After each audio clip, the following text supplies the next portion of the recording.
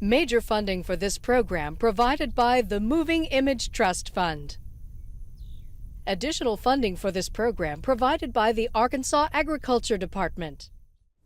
Hello, I'm Tony Brooks, and this is Agri Arkansas.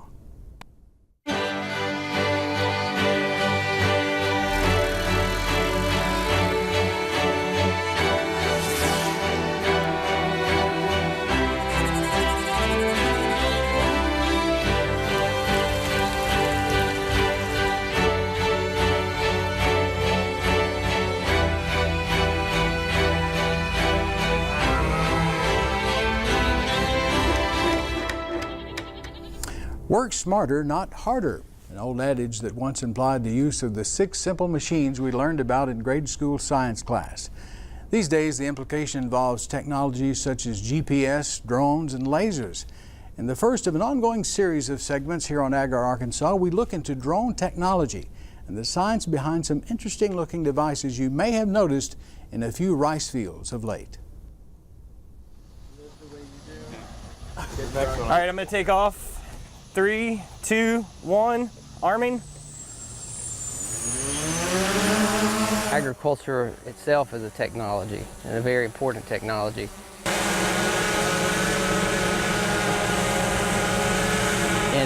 In reality, technology is just an idea of finding its application, and agriculture has been extremely important over generations in making our world be able to grow to the population it has today.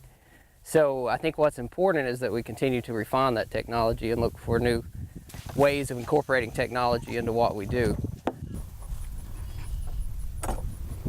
Today we're in just outside of Humnoke, Arkansas, which is between Stuttgart and Little Rock. And we're at the Isbell's farm, and they have so kindly let us use their fields as research.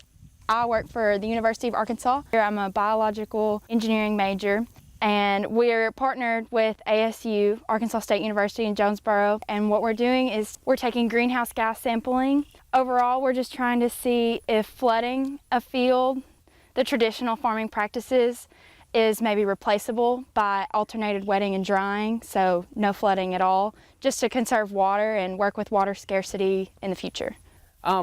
I think with technology, what is important is that you continue to collaborate with researchers and learn new things, and try to look at where you've been as a farm or a business and determine how you can build on those developments to move to the next level.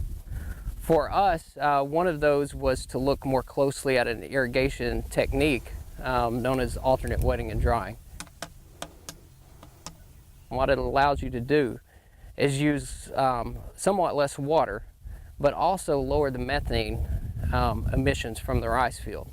Globally, rice does contribute quite a bit of greenhouse gas, but it's important that it's grown because it contributes so much to the global food supply as well. So in as much as we can affect the amount of methane that's produced from a rice field, we can benefit greenhouse gas emissions worldwide. And working with people from the University of Arkansas and the Agriculture Research Service, what we really try to do with this device here is just provide a place where they can do further research. So we don't man this. They actually are able to do much of this remotely, but they come out quite often as well. And it is actively measuring the methane coming off of this field right now. And it's also, there's a similar device in the adjacent field that's measuring the methane coming off of it. In that field, it is using continuous flood, which is the traditional rice growing technique, whereas now I'm standing on what is not exactly dry ground, but is moist ground as we're entering our alternate wetting and drying cycle. And so what this should be measuring now, hopefully, is a reduced methane flux coming off of this field as opposed to the other field. Yeah, the technology that's in this bin is really important to us. It's something that we acquired about 2 years ago. This will be our third crop to use this technology, and it has really just revolutionized the way we dry and store our rice between the time it's harvested and the time it's processed. This technology has cables that hang from your bin. You can see on the screen here the little blue dots is the position of every cable, depending on the size of the bin, the number of cables. The cables hang from the roof of the bin down into the grain. This is just a sample of a cable, temperature, and this is a moisture cable. Typically we space it about 4 foot apart. It's all digital technology. It's microprocessors that measure the temperature and or the moisture of the grain. It then transmits that continuously to the computer to display it on your mobile device where we can see what's going on in the bin. So on this table view here, as you can see, every one of these temperatures is a sensor spaced 4 foot apart on that cable. This particular bin has 6 cables hanging from it. The larger the bin, we've done bins as many as 150 cables in it if it's large enough, or a flat storage and things like that. We also monitor the pressure in the floor to know that the fan's running and what temperature the air is coming off the heater or the fan. The way that I know this works so well is because before we had this, we had to look on our telephone or watch the television news to see what the temperature was supposed to be that day, what the humidity was, and look at a physical chart to see if the air outside was right to dry rice. Beforehand, we were taking moisture samples every day, always checking the weather, always checking the temperature, checking the humidity. With this system, it's just right at our fingertips all the time. We not only can we dry the rice more efficiently, dry the rice faster, but we also get a better quality product at the end of the cycle. And you'll have rice that's ready to eat. This technology doesn't change the laws of science. It doesn't make the grain able to dry faster. It simply automates the system where the farmer is not having to constantly monitor temperature and humidity to know when to run the fans and when not. It also puts a lot of safety in it. You don't have to go up in the bin every 2 days, measure the moisture content, take that information, and then determine when I need to run the fans or not run the fans. Grain quality is enhanced tremendously. Main thing that farmers do, or everybody, is over dry the bottom. With this, we don't run, once the grain is safe, we don't run when the conditions are going to over dry the bottom. So it improves the amount of bushel you're going to ship and sell to your customer. That's the biggest payback. And then the last thing, efficiency. We're seeing some farmers cut their fan run time 20 to 50% by only running the fans when the conditions make sense for running the fans. Army?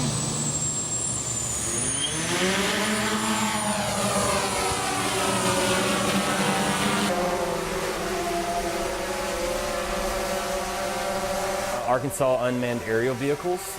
We focus on aerial robotics. We put sensors on the bottom of our aerial robotics, and we provide remote sensing solutions for farmers and agriculture in Arkansas. Some of our sensors that we really rely heavily on are not just video and cinematography, but it's also NDVI, which is your natural vegetation index, which actually measures how much a plant is transpiring and actually growing, and can tell us a lot about the health of the crop, insect disease, or just irrigation problems.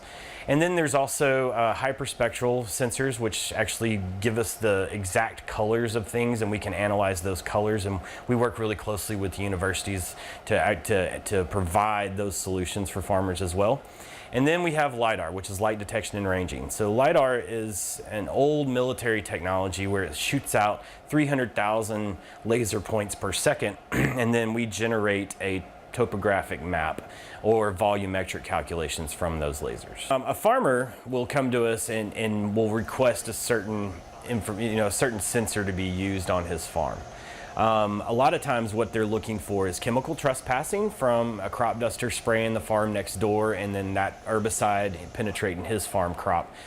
Sometimes the chemical wasn't quite mixed right and it's burning his crop, and he needs to have some kind of insurance claim, some proof to the insurance claim that he's actually applying for. And then there are, there's a lot of water problems right now in the Delta. We're actually pumped the aquifer so low that we're pumping saline water onto our crops, and that's affecting the crop health quite a bit. So there's a lot of water management that goes into farming, and our LiDAR systems provide a nice hydrology package for those farmers and can help them manage their water a little bit better.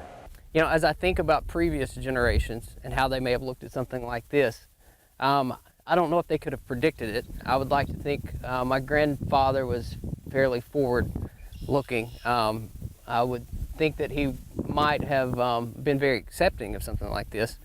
But it begs the question, what's 4 generations in our future? And that's a very difficult question to answer because we don't know what technologies will be developed in coming years. But what's important is that we make the investments now as we collaborate with researchers, as we work together with other farmers to put in the groundwork so that future generations will have the tools they need to build whatever comes next. Hopefully it's good, because that would just change agriculture. Later in our program, we'll talk more technology in agriculture with Dr. Jim Robbins of the University of Arkansas Research and Extension Center and Jeremy Jones, a rice farmer out of Humnoke, Arkansas. But first, we recently visited an old ballpark in Heber Springs that has been repurposed as a community garden. Take a look. We're at the Heber Springs Community Garden at the Old Optimus Ballpark.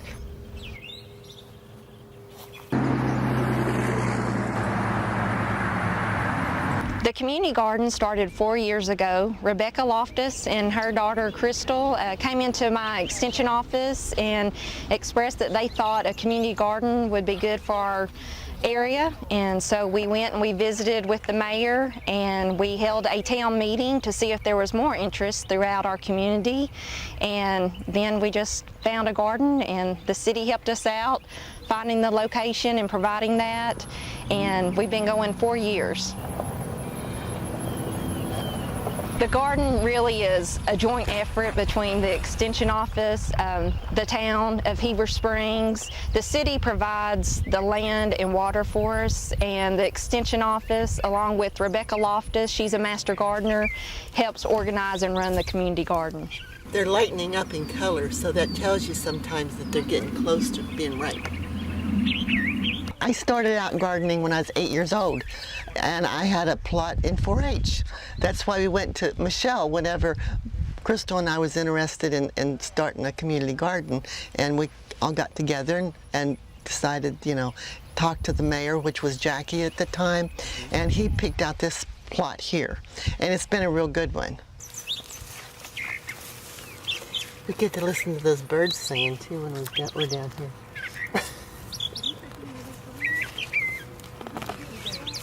The community garden of Heber Springs is a good spot to garden and grow your own food. It's interesting because with the different people that have, you know, started gardening, some of them really look forward to it. And you can see, you know, the results of what's going on right now. Well, I think it's the beginning of people being conscious of healthy eating, of volunteerism, of course, and of community involvement.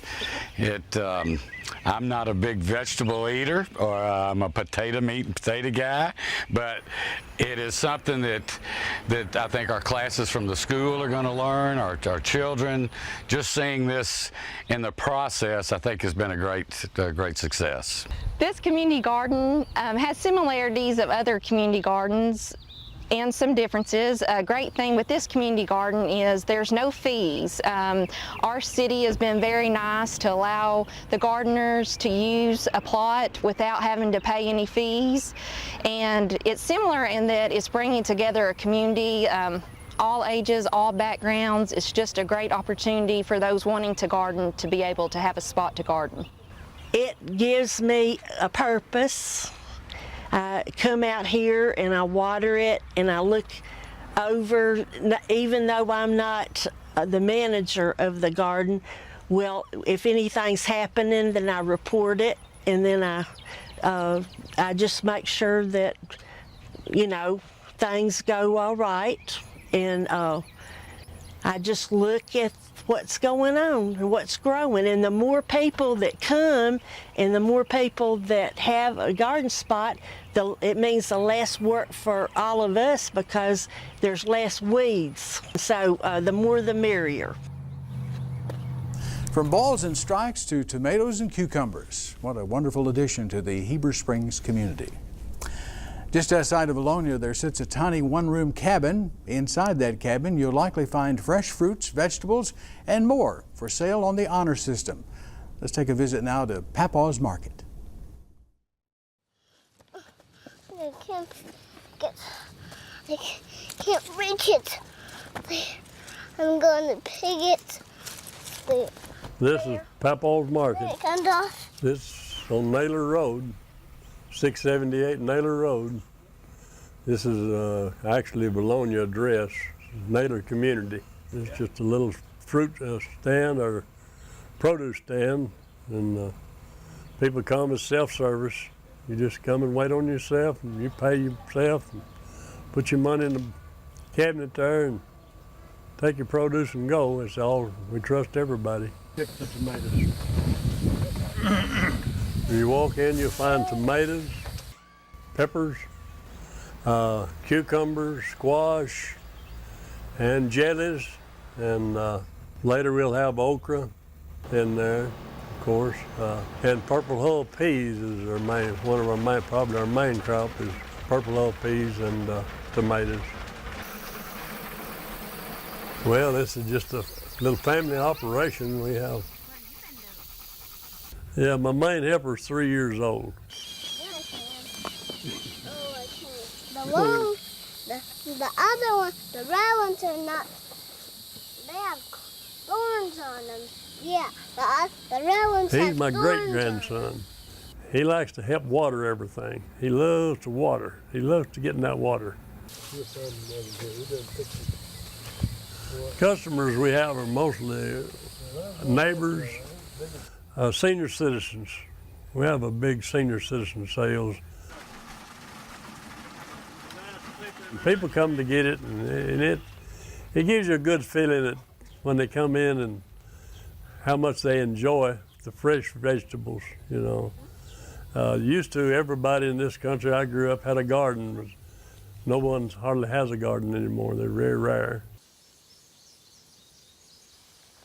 Going out and picking the stuff and bringing it in that's the most interesting thing, is seeing what your crop developed. How did you do this year? Did you do this right, or did you do that right? What did you do wrong? You never learn enough.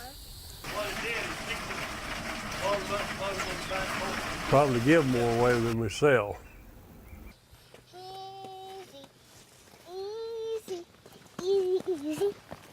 I just love it, and I don't know why. It's hard, nothing but hard work, but I just enjoy it, and I enjoy people, and enjoy all the people in the community. And it's just more of a community thing. It's sure not a money maker, but it's just something I love to do. Yeah, I guess it's just so you're accomplishing something, you know. You're actually, I like to accomplish something instead of just nothing. I'm not the person that can just sit down in a chair and sit there. I just can't do it. Red one down yonder? Look at that red one. We just can't keep doing this, but we do. We just enjoy it. Enjoy people. Okay, now then go get this other one over here. Well, I've been doing it, I don't know, 6 or 7 years, and they asked me how long I intend to do it. Probably as long as I'm able to do it. Not a bad idea to put a stop at Paw Paws Market on your list of things to do this weekend. Joining us now is Jeremy Jones, who you met in our first segment. He operates a rice farm in Unmanned, Arkansas, and Dr. Jim Robbins, Extension Specialist with the University of Arkansas Division of Agriculture. Gentlemen, thank you for joining us. Jeremy, I want to begin with you. How long have you been farming? And obviously technology has changed the way you manage your operation. It has. I've been farming really all of my life. Been an operator for about 20 years, I guess, and technology has really changed the way we farm. I want to talk a little more about this monitoring system that you're using in your grain bins from AP Innovations that Mr. Shook described. Mm-hmm. You're in your third year using this. How long has this type of technology been around? I think this technology has probably been around for about 8 to 10 years in its infancy, at its outset, but really it's hit the market in the last probably, I would say, 5 years. Mm-hmm. It seems like it's a no-brainer. When you really look at the components, how they're doing it, it's obvious that that's a great idea. Right. So When you consider the investment of installing this system, this technology has saved you time. Right. It saves you resources, and it's made monitoring your grain a lot safer. Right.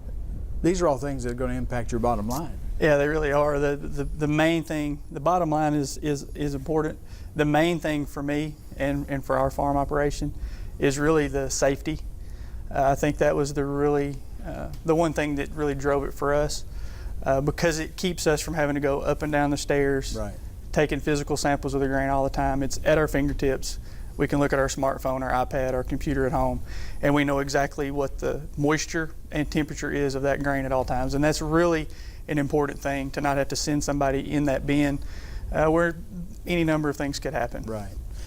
When you look at the quality of the rice that you eventually send to market, what impact has this had? Have you been able to tell? It has a great impact, because, as Mr. Shook said, the bottom of the grain bin, if you're drying without a monitoring system, is always going to get drier than the top. And anytime you over dry, you're going to get cracks and fissures when that rice is processed. So if you can keep the moisture consistent from bottom to top, when you send that rice to market, it will weigh more, which lends to more dollars in your pocket at the end of the day, and a better quality product for the consumer. Okay. Dr. Robbins, I want to talk a little bit about this technology, and it's amazing to me. You began your work back in 2010 using drones and digital cameras to and image recognition software to help nurseries and orchards and tree farmers keep track of large acreage of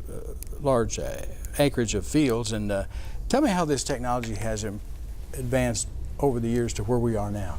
Well, yeah, I feel very fortunate. You know, you indicated I started in 2010 using these, and it's only 6 years ago, and it doesn't seem like that long, but it's remarkable how quickly this technology is advancing.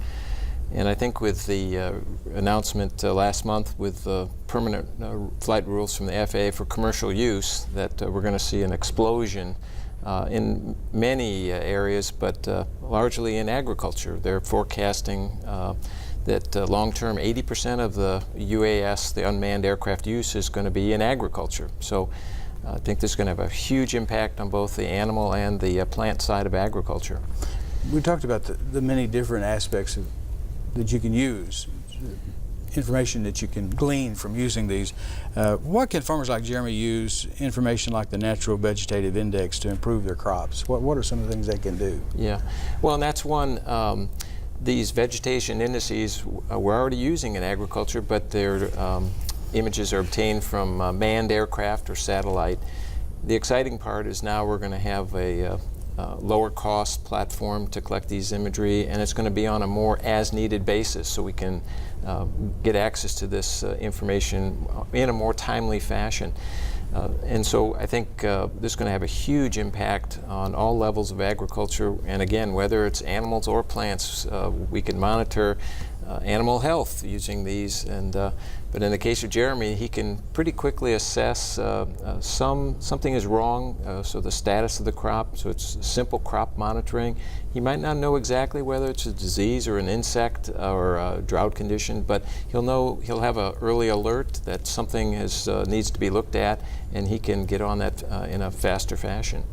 You know, the first thing that came to my mind when I looked at that initial piece was, I remember back in the 70s seeing the little bug traps in the field, and I thought, you know, technology, we're using technology, but we would have never dreamed that it would have come this far.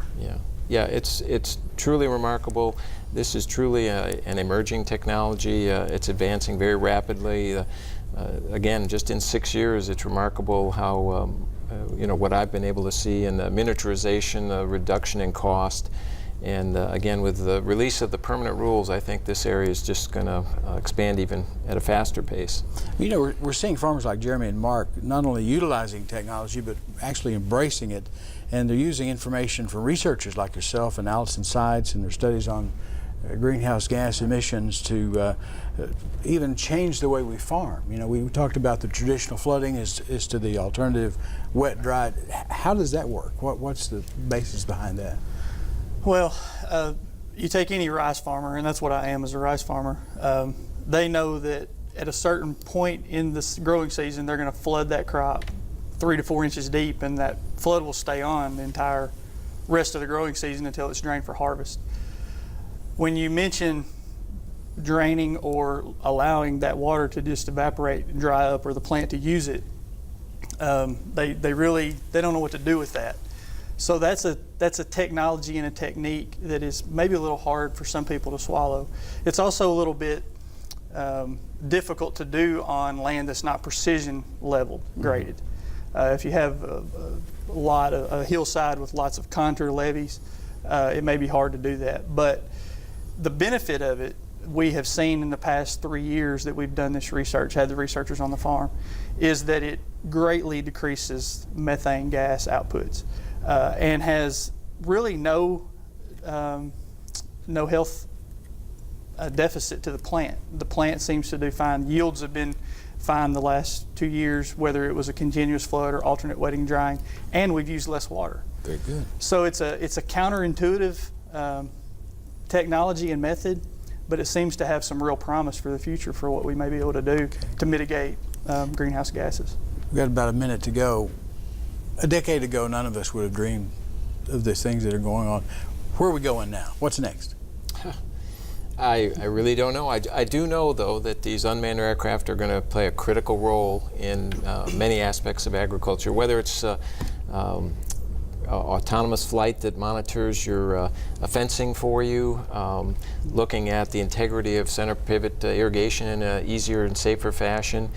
Jeremy's talking about lodging in wheat, and this would be a way to very quickly and efficiently assess the amount of damage after an event. And so the number of applications is beyond my comprehension. I just know it's going to have a huge impact on all phases of agriculture.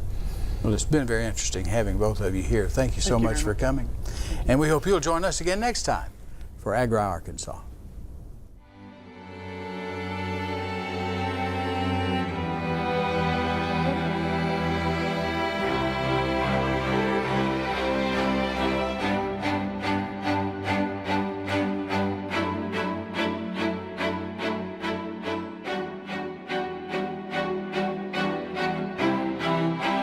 Major funding for this program provided by the Moving Image Trust Fund. Additional funding for this program provided by the Arkansas Agriculture Department.